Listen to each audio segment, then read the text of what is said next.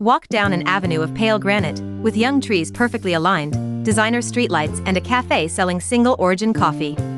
The buildings are glass and the district has a name that sounds like a brand. Now rewind a good decade. On that exact spot stood sheds, disused tracks, a grain store and a rusted fence. Nobody wanted to live there and the land was worth little. The transformation is always told as though it happened by itself, driven by shifting taste. It did not happen by itself. The question holding this video together is procedural.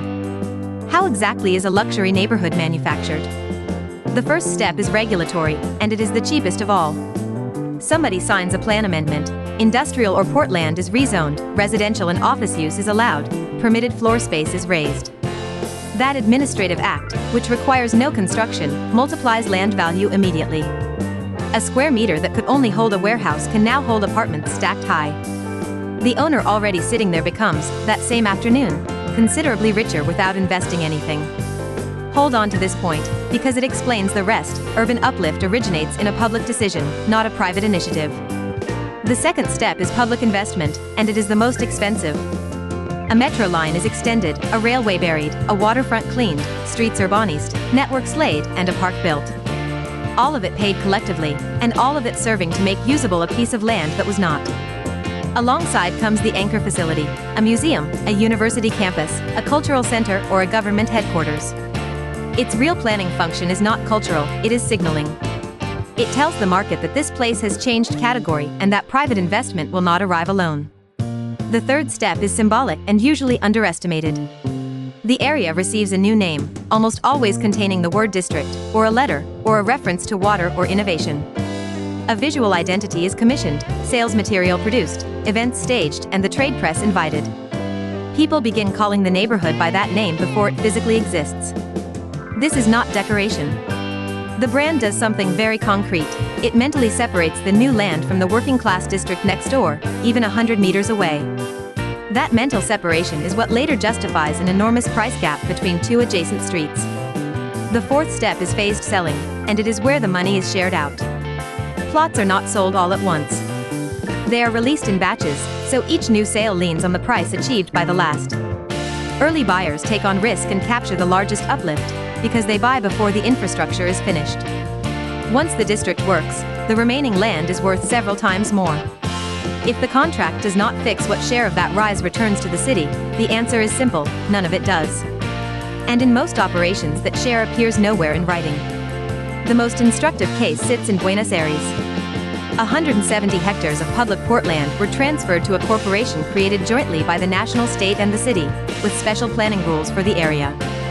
Plots were sold, towers were built, and the result today is the most expensive district in Latin America. Academic research on the operation notes that the proceeds went mainly to funding the site's own infrastructure and sustaining the corporation, while the social redistribution envisaged at the outset never materialized. There was no protected housing, and no capture of uplift for the rest of the city. Now the counterargument, and it is stronger than usually admitted. An assessment by the Lincoln Institute argues the operation largely protected the public interest. The district ended up open and accessible. It was equipped with open space and infrastructure without charging the general budget, and it stimulated economic activity in an abandoned area. Something else must be added.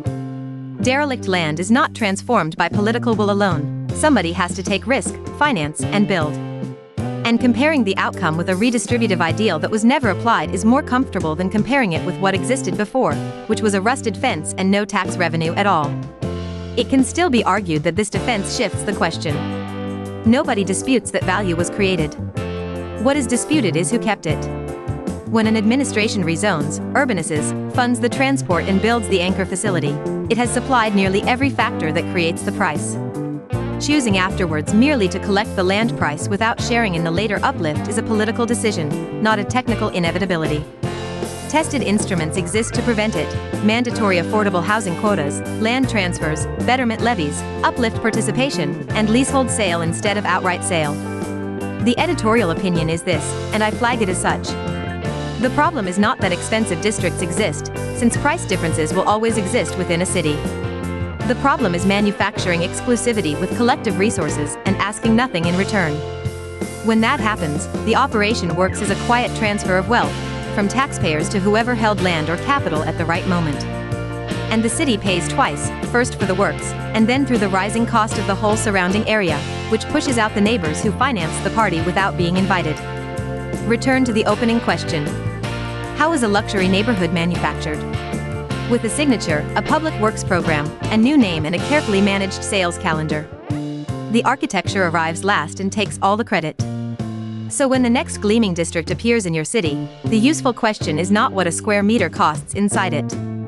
The useful question is how much public land went in, how much construction everyone paid for, and what clause, if any exists at all, returns part of that value to the neighborhood left on the other side of the avenue.